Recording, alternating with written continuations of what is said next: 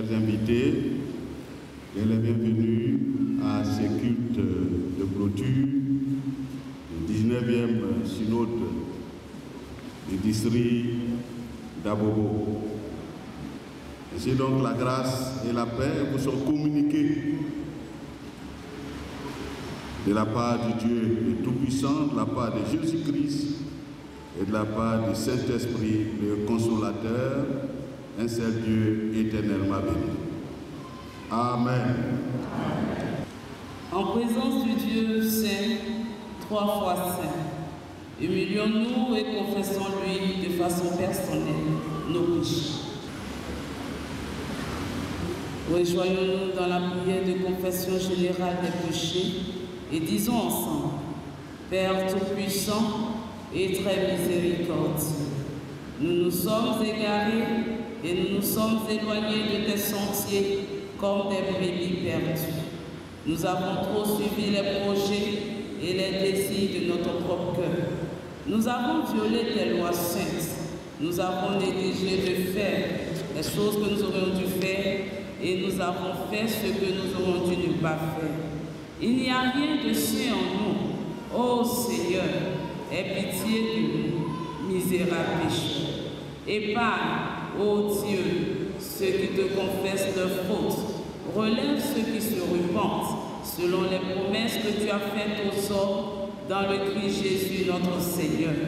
Accorde-nous, ô Père très miséricordieux, pour l'amour de ton Fils, de vivre désormais une vie de piété, de justice et de sobriété à la gloire de ton Seigneur. Amen. Nous savons, Seigneur, que tu nous aimes. Ton grand amour ne te fait jamais nous régner, car nous sommes tes enfants. Grâce te soit rendue pour ton pardon qui renouvelle nos vies et nos engagements pour ton œuvre, par Jésus-Christ, notre Sauveur. Amen. Veuillez vous lever. Gloire soit au Père, gloire au Fils, gloire au Saint-Esprit.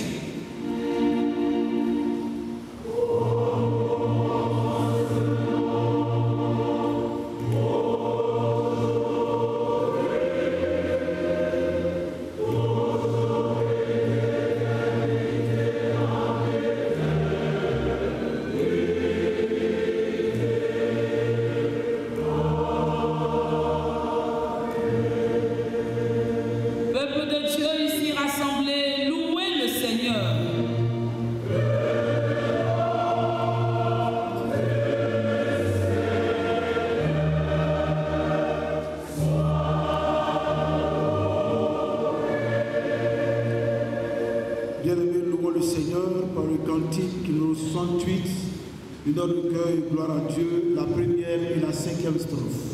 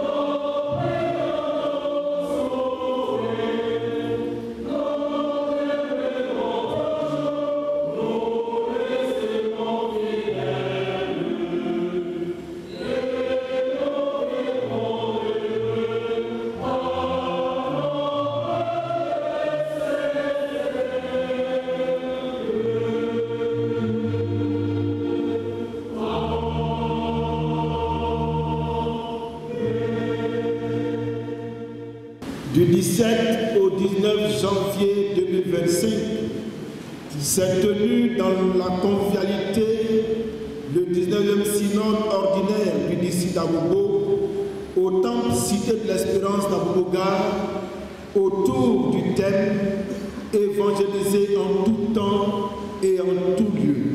Confère Matthieu 28, 20, acte 1, 8.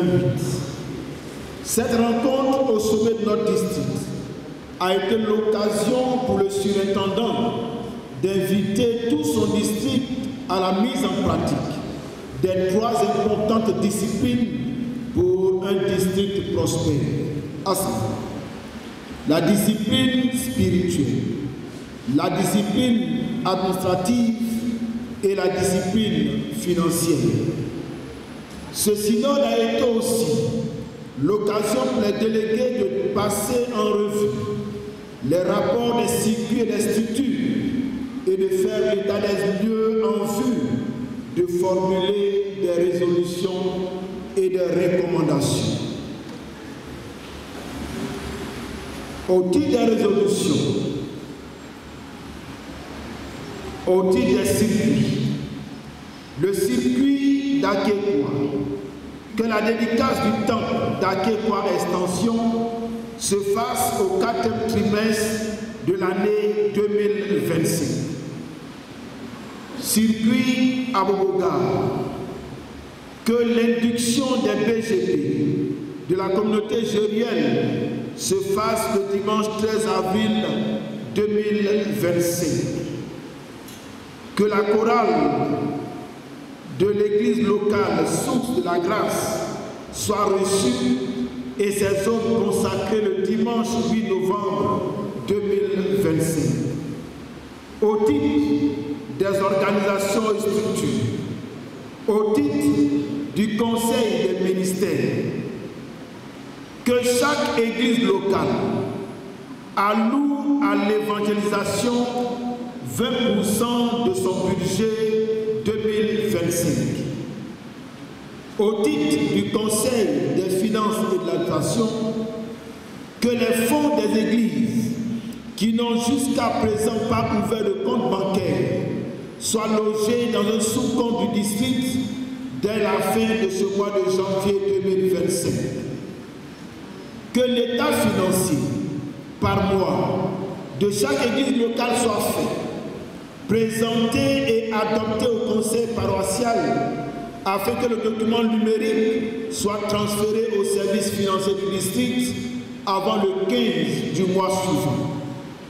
Au titre de l'organisation des prédicateurs, qu'une affectation des prédicateurs dans les églises du district se fasse une fois par trimestre afin de leur permettre de visiter d'autres communautés.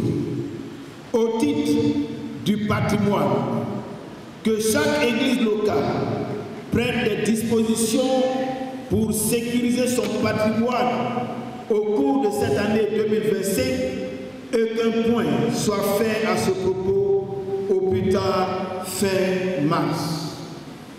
Au titre du COMEFA, qu'une autorisation de célébration de mariage soit délivrée par le surintendant avant toute bénédiction nuptiale. Que l'offrande du département de la famille lors des bénédictions nuptiales soit appelée offrande ordinaire. Au titre de l'organisation des conducteurs, qu'une cérémonie de reconnaissance aux conducteurs ayant au moins 20 années de ministère soit organisée cette année. Recommandations au titre des circuits. Circuit Abobo-Baoulou. Que les aubes de couleur violette de la chorale liturgique de Djibi soient dédicacées. Que la communauté Bethel d'Abo-Baoulé soit autorisée à organiser les 10 ans de la dédicace de son temps. Circuit Abou-Bogar. Que les aubes de couleur bleu-roi de la chorale liturgique de l'église de Gébiel soient consacrées le dimanche 30 mars 2025. Au titre des organisations et structures, au titre de l'organisation des conducteurs, que les conseils s'impliquent dans la sensibilisation des membres des églises locales du district à prendre part aux réunions de classe méthodistes, y compris les membres des conseils eux-mêmes, au titre du directoire musical. Que les chantres méthodistes présentent leur autorisation de sortie avant toute prestation dans une église du district. Que les églises aident à l'achat des aubes de couleur bleu roi de la chorale du district. Au titre du patrimoine, que l'inventaire du patrimoine soit fait au niveau local chaque fin de trimestre par le chargé du patrimoine de l'église locale pour être versé au point du CFA. Au titre du conseil des ministères, que chaque église locale, avant la célébration de sa fête annuelle des moissons, fasse d'abord la moisson des âmes gagnées au Seigneur. Au titre du conseil Église et Société, que le conseil Église et Société fasse mention dans son rapport des activités sociales de l'association des conjoints des ouvriers du district. Au titre du mouvement des laïcs, que les PCFA et régisseurs des églises du district soient exhortés à participer aux réunions mensuelles du CFA du district. Que les responsables des églises locales gèrent les collectes des journées à thème et autres avec la crainte de Dieu en les reversant intégralement et dans le temps. Qu'une formation soit faite à l'endroit de tout responsable nommé à un poste de responsabilité sur son cahier de charge. Qu'un séminaire sur la solidarité soit organisé par circuit assorti d'un guide. Au titre des nominations, est nommé président du comité d'organisation M. Lopez Baoua. Est nommé président de Christ Academy au niveau du district M. Josias Glan. Fait à Abobo le 19 janvier 2025, peuple de Dieu, je vous invite à vous tenir debout pour la signature des actes du synode. Nous appelons le très grand pasteur Daniel Kounan.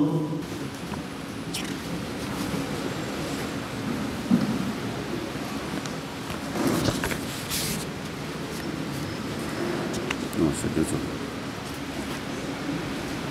Tu ne vois pas.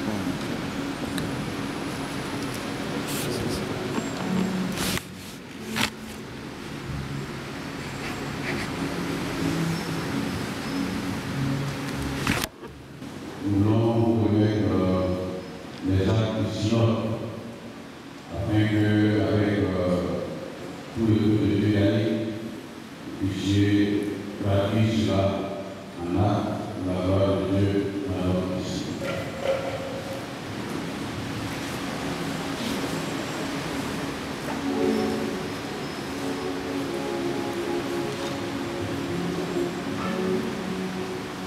Afin que vous puissiez suivre aussi ici dans le travail que nous accomplissons chaque jour selon les résolutions et les promesses.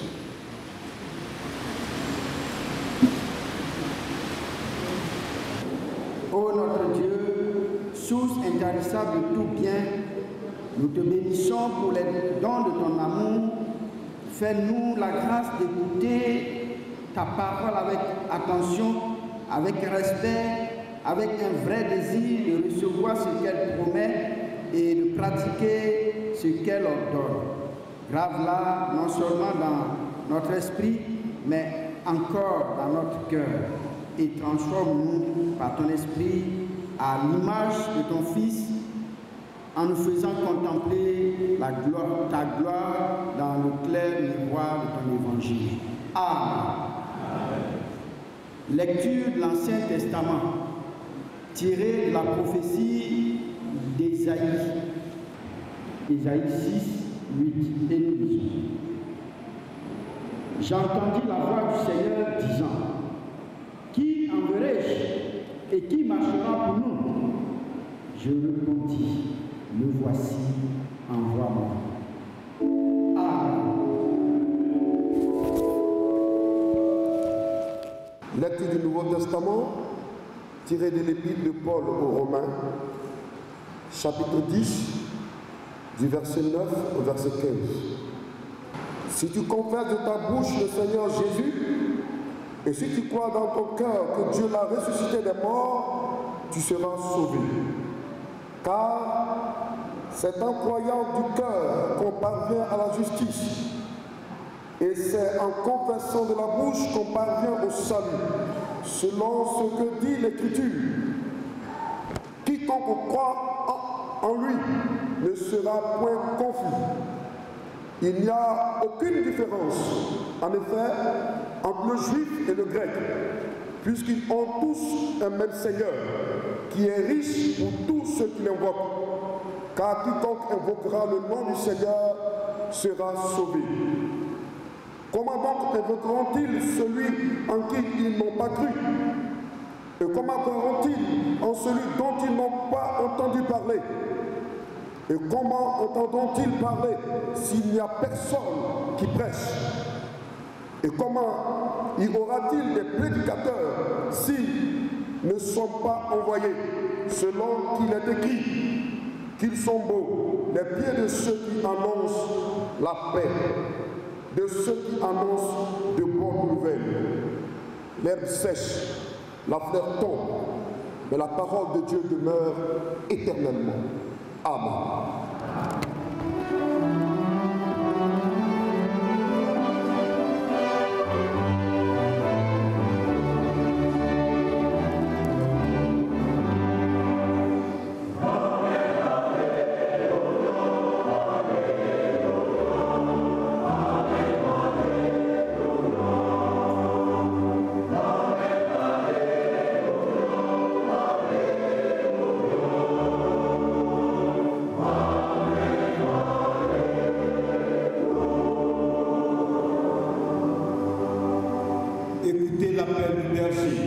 Il sait ses brebis en danger, il les appelle avec amour.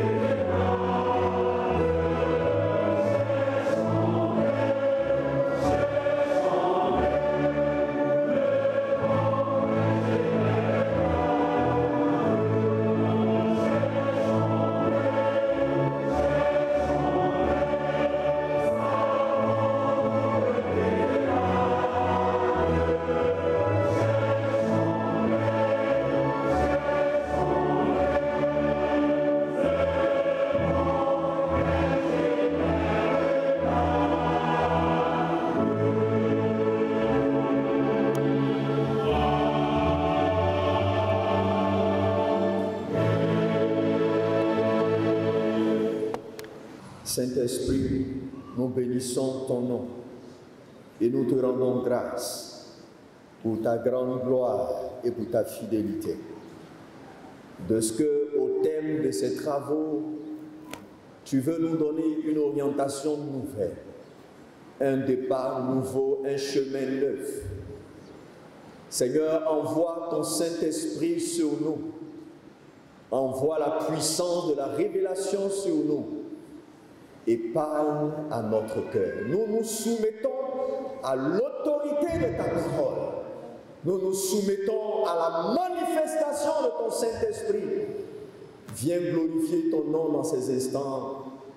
Au nom de Jésus, si quelqu'un est d'accord, il acclame très fort le nom de Jésus-Christ de Nazareth.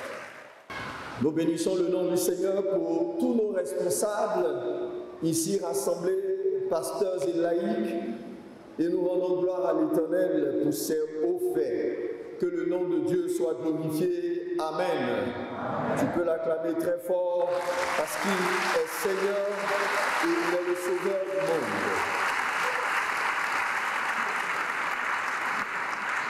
Bien-aimés frères et sœurs dans le Seigneur, à la 19e conférence ordinaire de l'Église méthodiste de Côte d'Ivoire à Beaunois, où la direction centrale de notre communauté, pour apporter une orientation nouvelle, a insufflé un objectif nouveau avec le thème suivant: évangéliser en tout temps et en tout lieu, tiré de Matthieu chapitre 28, les versets 19 à 20, et Actes chapitre 1, le verset 8. C'est dans cette optique qu'à ce synode ordinaire du district d'Abobo, il nous est apparu nécessaire et fondamental de renforcer nos capacités dans l'évangélisation et la mission au cours des travaux. Face à cette nouvelle donne, il nous faut nous préparer de nouveau à répondre à cet appel du Seigneur. Mais comment s'y prendre devant cette sainte convocation? Quelles sont les dispositions spirituelles, morales, physiques et financières pour se mettre en route pour l'évangélisation? Sommes-nous suffisamment prêts pour cette entreprise d'évangélisation?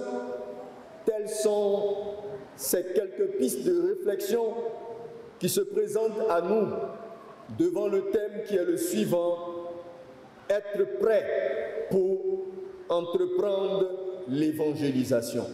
Être prêt pour entreprendre l'évangélisation.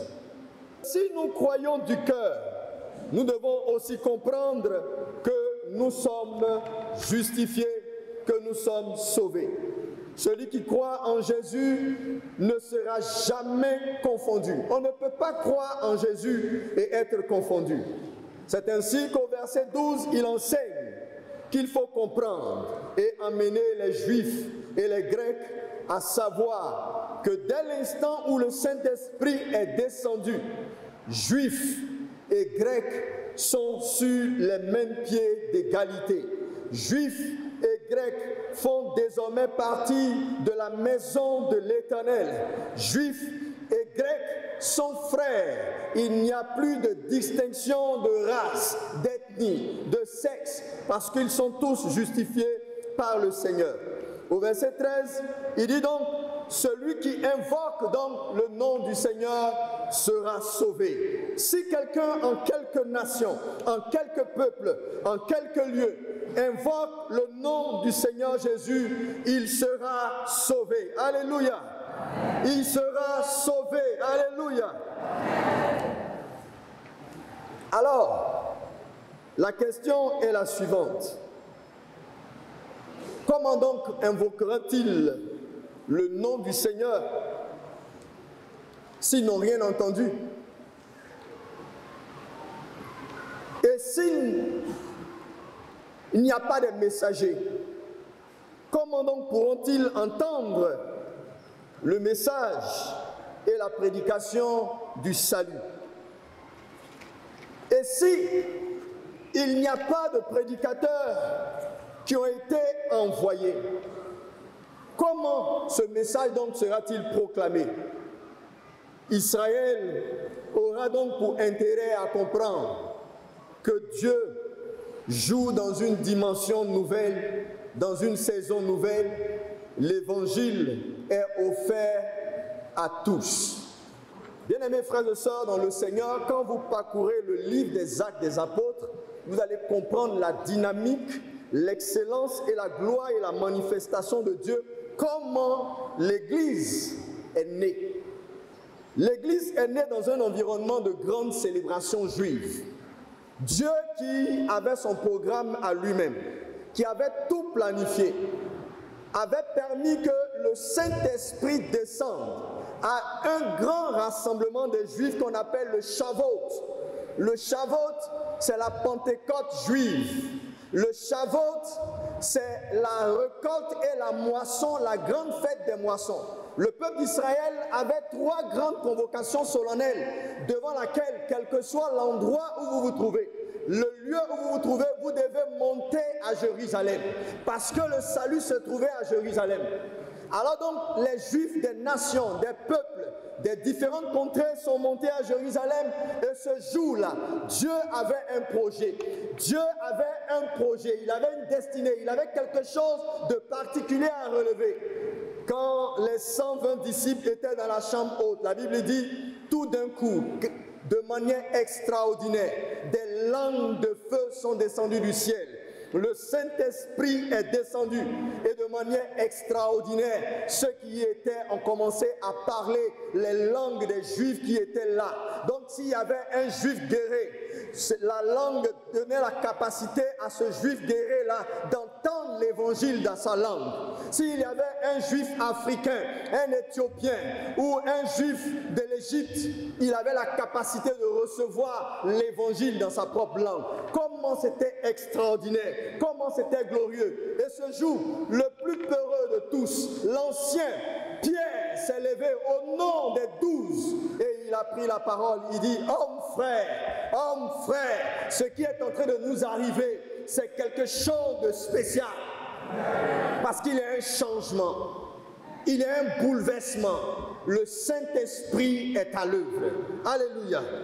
Et depuis ce temps, la parole de Dieu a commencé à se répandre selon les circonstances diverses, de lieu en lieu, et des miracles ont commencé à s'opérer. De grands miracles, comme le miracle du portique de Salomon, quelqu'un qui était malade, boiteux de naissance. Et ce jour, à 15 heures, lorsque Pierre et Jean montaient au temple, ils l'ont vu. Il dit, là, habituellement, on a l'habitude de te donner de l'or et de l'argent. Mais aujourd'hui, nous ne sommes plus les mêmes personnes. Il y a une dimension nouvelle qui arrive pour toi. Tu ne vas plus mendier. Lève-toi et marche. Lève-toi et marche. Et le prenant par la main, ses genoux et ses pieds se sont affermis. Et ils l'ont pris. La Bible dit, il sautait, il était content. Bien-aimé, quand ça n'était pas encore arrivé, tu penses que c'est de la magie, ce sont des illusions. Tu penses dans ta petite intelligence que non. Est-ce que encore le Saint-Esprit peut faire cela? Quand ça n'était pas encore arrivé, tu ne peux pas comprendre. Et quand ça n'était pas encore arrivé, tu vas te poser la question, quel Dieu tu adores? Avec quel esprit tu travailles? Je suis venu ce matin vous dire, en tant que messager du Seigneur, que les miracles sont encore possibles. Les miracles sont encore possibles. Et les miracles sont possibles pour celui qui croit, pour celui qui sait que Dieu existe et qui croit que le Saint-Esprit, c'est lui qui dirige son Église. Le Saint-Esprit, c'est lui qui dirige son Église. Malgré ce contexte, et comme l'ennemi a si bien l'habitude de le faire, il y a eu d'atroces persécutions. Vous connaissez le martyr d'Étienne, un de ceux qui avait été nommé diacre et qui travaillait dans la vision de l'Esprit de Dieu.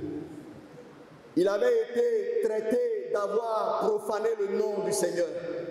Étienne a été lapidé de mort. Étienne a été lapidé de mort. Je ne te dis pas qu'il a été décapité. Je ne te dis pas qu'on lui a fait une injection létale. Je ne te dis pas qu'on a tiré sur lui. Je dis qu'il a été lapidé de mort. Mais malgré les persécutions, malgré les difficultés, malgré les injures, malgré l'atrocité, malgré les mensonges, l'évangile se multipliait, l'évangile prospérait, l'évangile avançait. Je suis venu ce matin dire à quelqu'un, quelles que soient les moqueries, quelles que soient les injures ou les qualifications que les gens peuvent te faire, si tu as cru en Dieu, l'évangile doit avancer. Ton amen est incrédule comme toi-même. Si tu as cru en l'évangile, quelles que soient les injures, l'évangile doit avancer. Même si on se moque de toi, l'évangile doit avancer.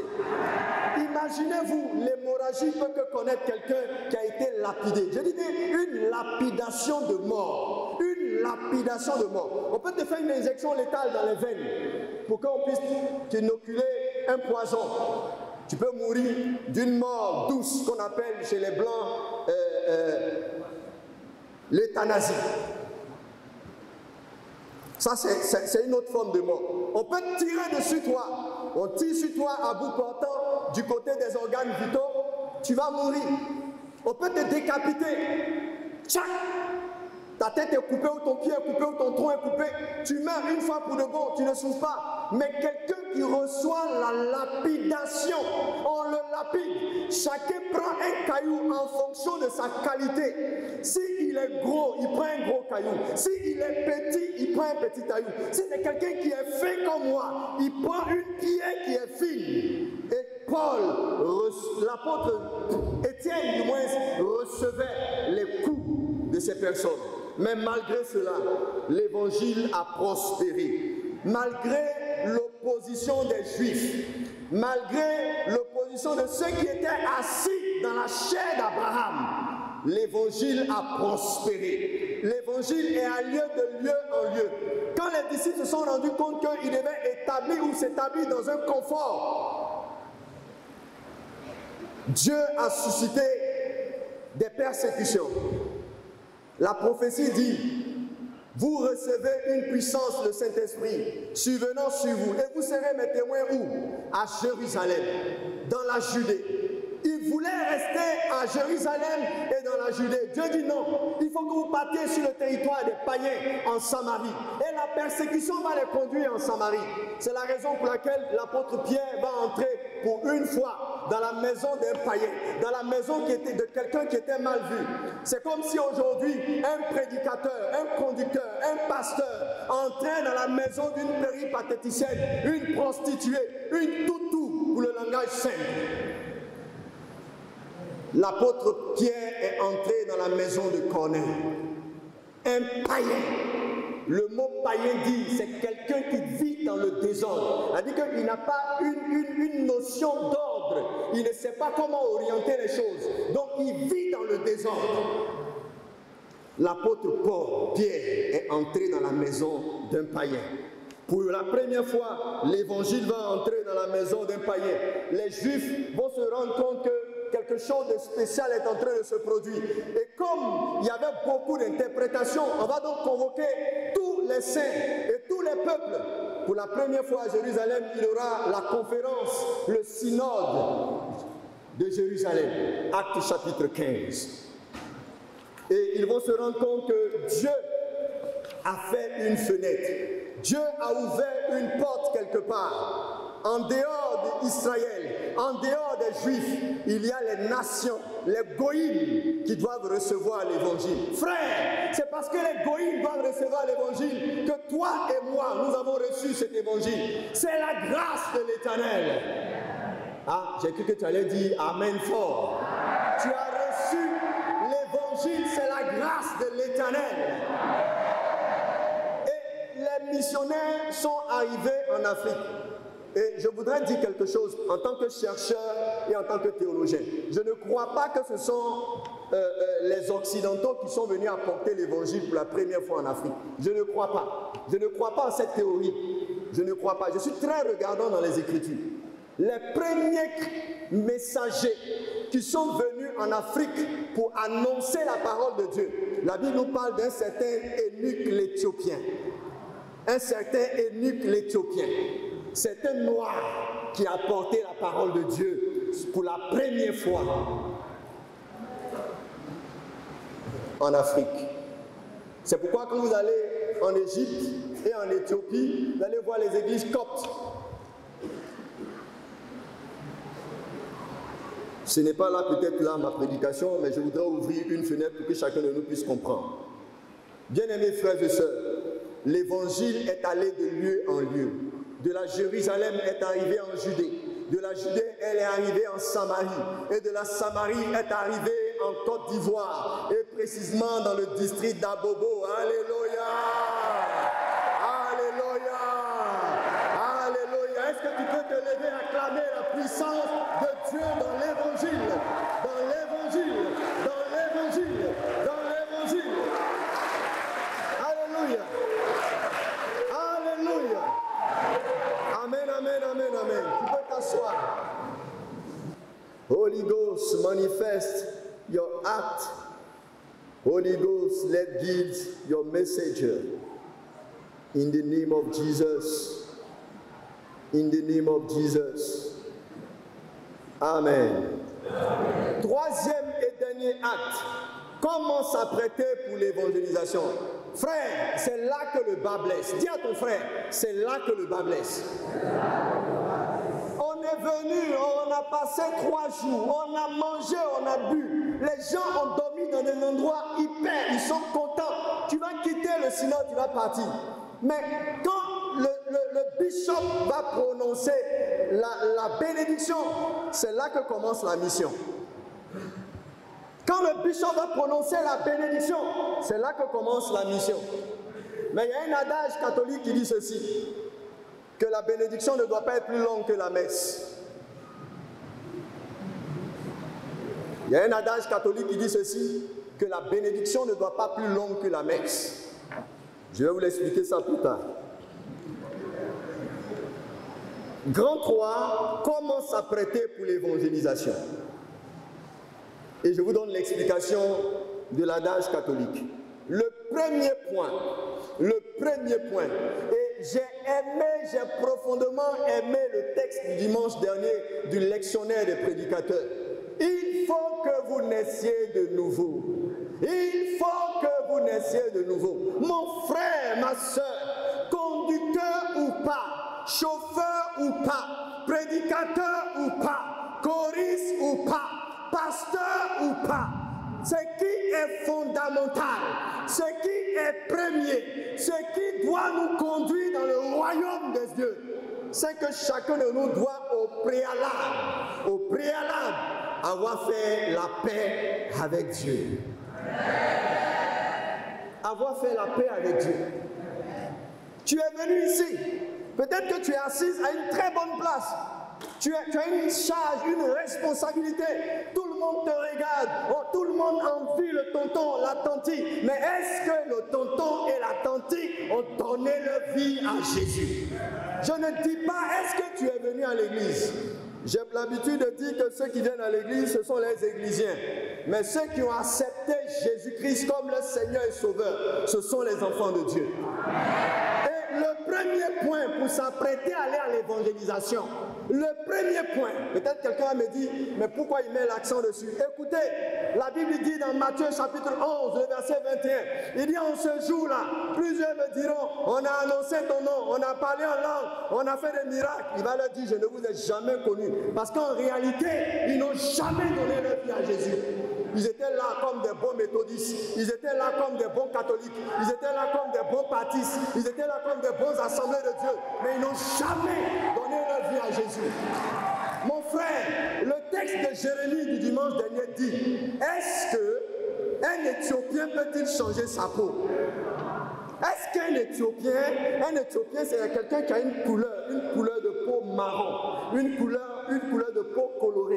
Vous savez, les Africains, nous avons la meilleure de toutes les peaux au monde. Et il dit, est-ce qu'un Éthiopien peut-il changer sa peau? Est-ce qu'un léopard peut-il annuler ses tâches? Personne ne peut se sauver. Ton papa, il est sauvé pour lui seul. Ton mari est sauvé, il est sauvé pour lui seul. Ta femme est sauvée, elle est sauvée pour lui seul. pour être sauvé, on ne va pas au ciel en convoi, on ne va pas en baka ni en car. On va de manière individuelle. Quelle que soit la responsabilité que tu as, Dieu s'en fout de ça. Donne ta vie à Jésus. Nicodème était ce grand sachant. Peut-être qu'il était maître de conférence, je ne sais pas. Mais la Bible dit qu'il était docteur de nuit, de nuit, de nuit. Parce que les grands titres, ils ne viennent pas la journée. À cause de leur honneur, de leur grand titre. Mais quand même, il est venu. Il est venu quand même de nuit. De nuit, il est venu. Et il a commencé les atalakou. Il dit, oh Jésus, oh, tu es un bon petit. En tout cas, tout ce que tu fais là, c'est bon. Oh, mais en tout cas, tu as l'onction de Dieu sur toi. Jésus lui dit, Nicodème, donne ta vie à Jésus. C'est tout. C'est pas les bavardages. Donne ta vie à Jésus. Tu es pasteur, donne ta vie à Jésus. Tu es prédicateur, donne ta vie à Jésus. Tu es père d'une communauté, donne ta vie à Jésus. Sinon, au ciel, la père ne sont pas, pasteur ne sont pas, prédicateur ne sont pas, conducteur ne sont pas, chauffeur ne sont pas. Ça ne sont pas, ça n'en va pas quelque part. Métaux ne sont pas, cathos ne sont pas, assemblée de Dieu ne sont pas. C'est ta communion avec le Seigneur, ta vie est en relation avec Dieu. Et j'ai découvert dans ce texte quelque chose de glorieux, quelque chose de mystérieux. Il dit, le vent souffle où tu veux, tu en entends le bruit, tu ne sais d'où il vient. Il en est ainsi de tout homme qui est né de nouveau. Ah, Dieu, merci beaucoup. Il dit, quand tu es né de nouveau, tu as les propriétés et les caractéristiques du vent. Il n'y a pas quelqu'un qui peut te maîtriser. Même ta femme ne peut pas te maîtriser quand tu es né de nouveau. Même ta maman ne peut pas te maîtriser. Tu as les caractéristiques, tu as les comportements du vent. Regardez le vent qui est tombé sur Los Angeles avec le feu. Qui pouvait maîtriser ce vent? Les pompiers ont bombardé Los Angeles avec des avions, des charters, avec tout ce qu'ils avaient de... C'est quelle nation au monde qui peut se comparer aux États-Unis? Mais ils ont pris des bains devant la force et la puissance du vent. Je suis venu te dire, donne ta vie à Jésus. Tu vas comprendre que tu seras quelqu'un d'extraordinaire, quelqu'un de glorieux, quelqu'un de puissant. Les gens ne pourront plus contrôler ta vie. C'est parce que tu n'as pas encore donné ta vie à Jésus que tu as peur d'aller au village. Et écoutez-moi, je vais vous donner une révélation. Les sorciers ont déménagé, ils ont quitté les villages, ils sont venus maintenant à Abidjan. Voilà. Donne ta vie à Jésus et puis le reste arrive. J'insiste sur ce premier point. La bénédiction n'est pas plus longue que la messe. J'insiste sur ce premier point. Il est fondamental parce que dans nos communautés, on a des païens. On a des païens. Ils se disent responsables, ils se disent serviteurs de Dieu, mais ce sont des païens notoires, des gens désordonnés. Et le texte dit, est-ce qu'un Éthiopien peut-il changer sa peau? Tu as Jésus, tu es une femme, tu es assise dans l'assemblée ici et puis tu te tchas. Tu as Jésus et puis tu te tchas. Ma soeur éthiopienne, il faut arrêter de te tchas. Ma soeur éthiopienne, il faut arrêter de te tchas. Il faut arrêter de te tchas. Ma soeur éthiopienne.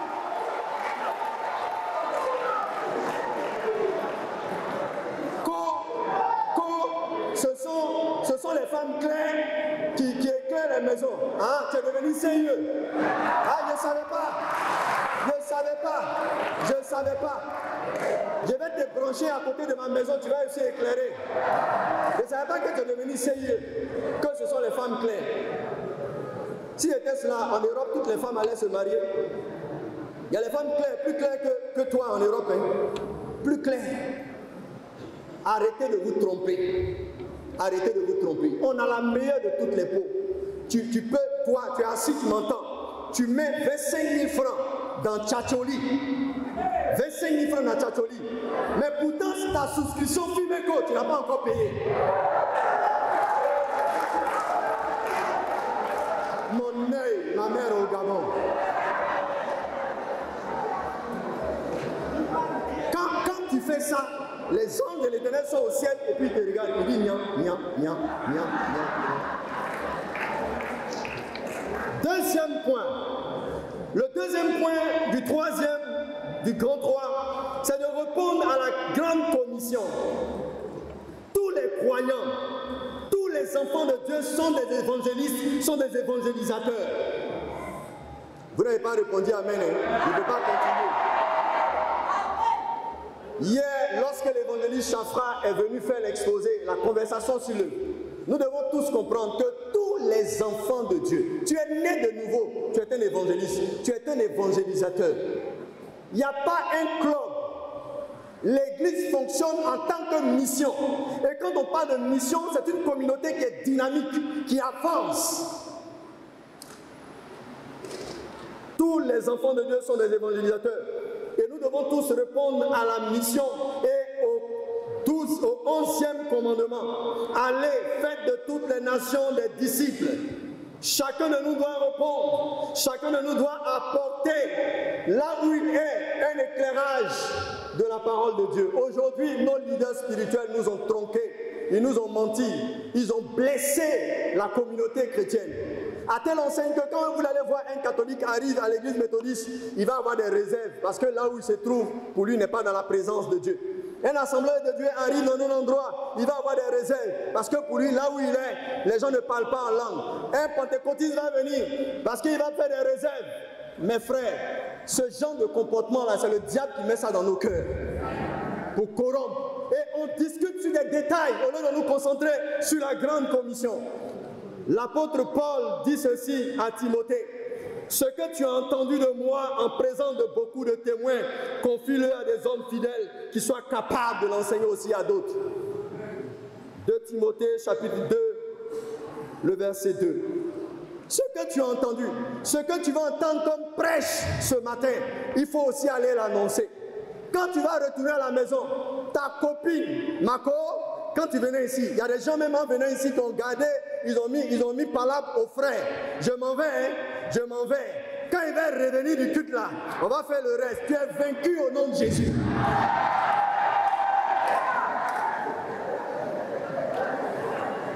Je suis venu dire à quelqu'un, mon prêche, il peut ne pas te plaire. Je ne suis pas venu te plaire, parce que ce n'est pas toi qui m'as engagé. Donc mon prêche, je suis libre de prêcher. Je dis, mais je suis libre de prêcher. Et je parle en tant que prophète de Dieu. Donc mon prêche peut ne pas te plaire, parce que je ne suis pas venu pour te faire plaisir. Moi-même, ce que j'enseigne, ça ne me fait pas plaisir. Mais je suis venu annoncer la parole de Dieu. L'église n'est pas commandée par des hommes, par des individus. L'église est commandée par le Saint-Esprit et par l'autorité de sa parole. Alléluia. L'apôtre pouvait dire aux Corinthiens, dans 2 Corinthiens chapitre 3, le verset 22 à 3, il dit, vous qui êtes notre lettre écrite dans nos cœurs, connue et lue de tous les hommes, vous êtes manifestement une lettre de Christ écrite par notre ministère. C'est-à-dire quoi? Quand nous avons reçu Jésus dans notre vie, par moment, on n'a pas besoin de crier. Oh, donne ta vie à Jésus. Le Seigneur Jésus revient bientôt. Là où tu es, ton comportement est une forme d'évangélisation. Ta façon de faire, c'est une forme d'évangélisation. Tu es secrétaire de direction, mais ton comportement, quand on te regarde, on pense que c'est toi qui as créé l'entreprise. Tu es une tigresse en tant que secrétaire, là où tu es, dans l'administration, là où tu es. Et puis quand on vient au veillé, hein,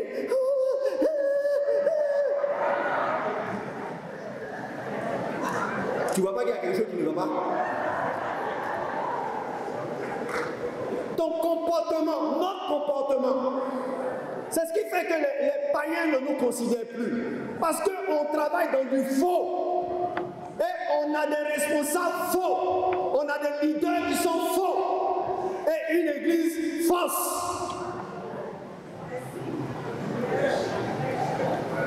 Ton comportement. Quelqu'un peut attraper la main de son frère et lui dire ton comportement. La troisième et la dernière disposition.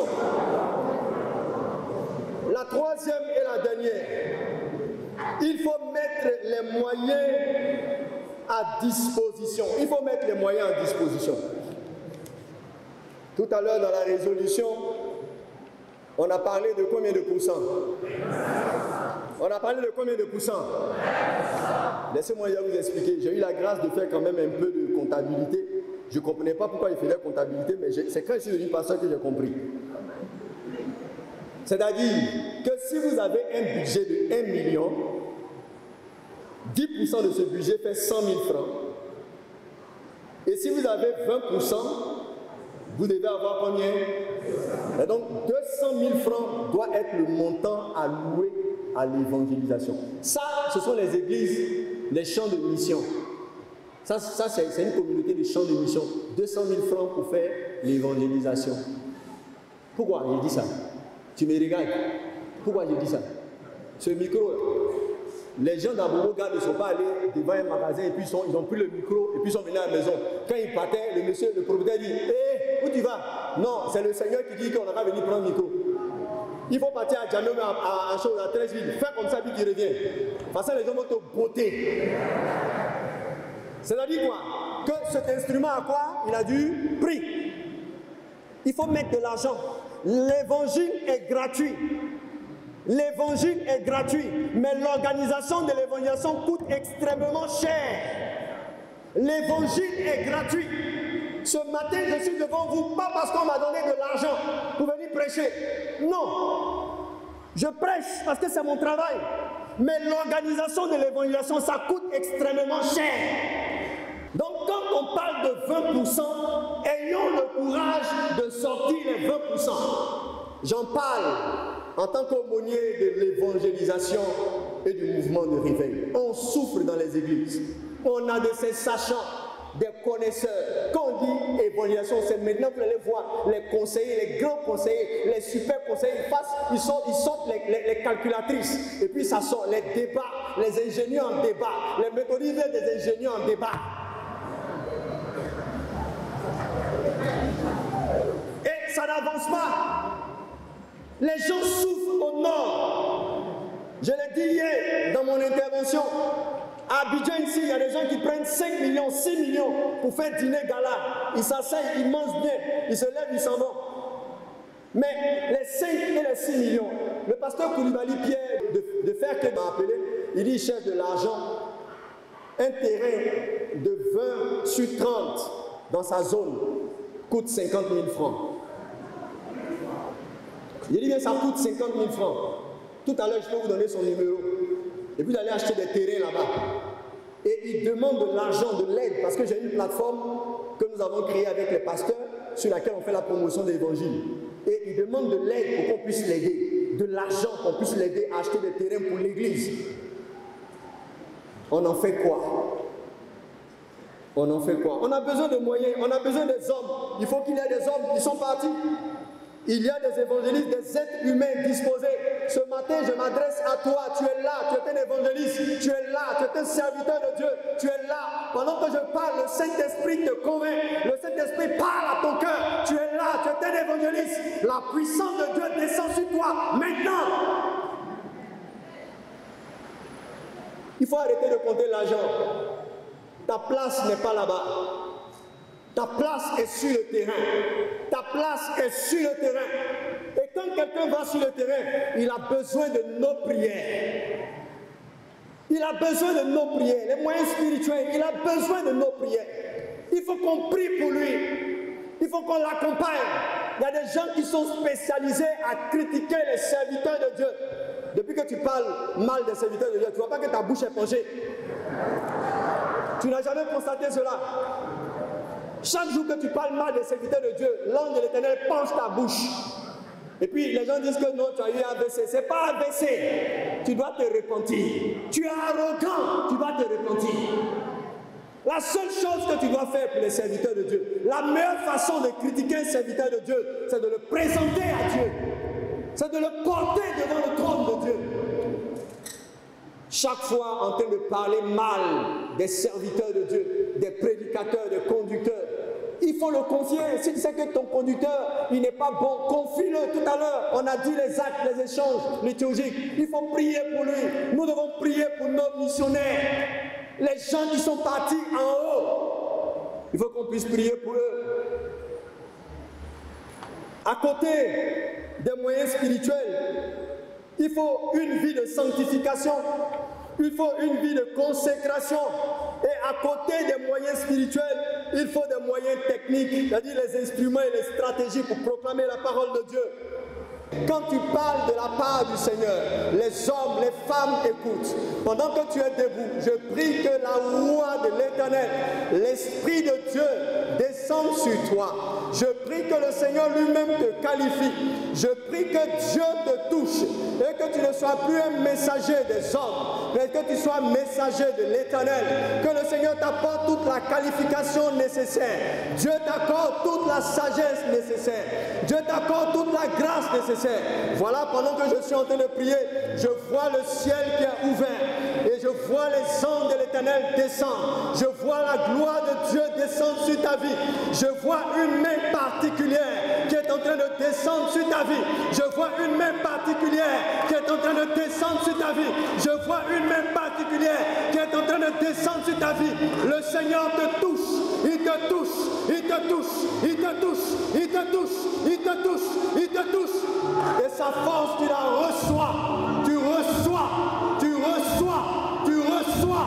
Tu reçois cette dimension et cette onction nouvelle. Que le Seigneur te bénisse. Amen. Bien-aimés frères et sœurs, c'est ainsi que prennent fin les quelques petites paroles avec beaucoup de turpitude, avec beaucoup de faiblesses humaines. Nous avons transmis ce qui est du sacré. Que Dieu vous bénisse, que le Seigneur vous bénisse, que le Seigneur vous bénisse. Bonne et heureuse année 2025 dans l'évangélisation. Amen. Aide-nous par ton esprit à mettre en œuvre de façon pratique le thème de l'année, évangéliser en tout temps et en toutes circonstances. Nous te prions, Seigneur, pour notre pays, la Côte d'Ivoire, pour les autorités, le président de la République, ses collaborateurs, les membres du gouvernement, les présidents des institutions, les élus. Inspire-leur dans leur délibération. Souviens-toi des partis politiques et de leurs différents présidents. Que tous les fils et filles de notre pays conjuguent leurs efforts pour une paix durable et vraie, sans laquelle il n'y a pas de développement. Nous t'en supplions, Seigneur, fais que tous, dans nos actes, pensées et paroles, mettent en évidence cette réalité. Par toi et avec toi, tout est possible et nous le croyons fermement. Donne à ton Église et à notre société de pouvoir se pencher sur leur sort pour améliorer leurs conditions de vie afin de leur permettre de se prendre en charge. Protège nos jeunes gens et nos jeunes filles de l'oisiveté et de la légèreté. Parle toi-même à leur cœur et éveille en eux le désir de t'aimer et de te servir. Seigneur, reste avec nous tous les jours. Donne-nous de te craindre et de conformer notre vie à ta volonté afin d'être trouvés justes devant toi. Exauce-nous pour l'amour de ton Fils Jésus-Christ, notre Sauveur. Amen.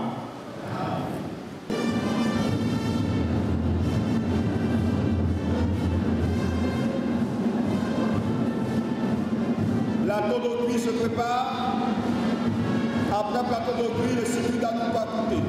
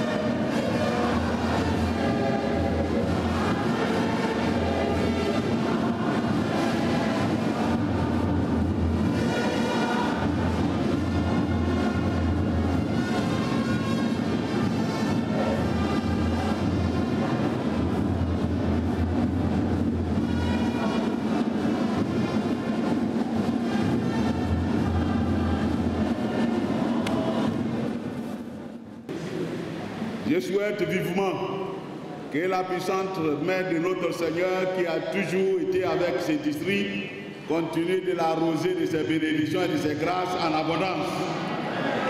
Que chaque jour, ses enfants prospèrent à tous égards pour porter très haut l'étendard de la gloire de notre Seigneur et porter très haut et en profondeur l'évangélisation et la mission pour laquelle nous sommes ici-bas en tant qu'Église. Bien-aimés du Seigneur, c'est par ces mots de réconfort que je voudrais, au nom du bishop et au nom de notre Seigneur Jésus-Christ, déclarer clos le 19e synode du district d'Abobo.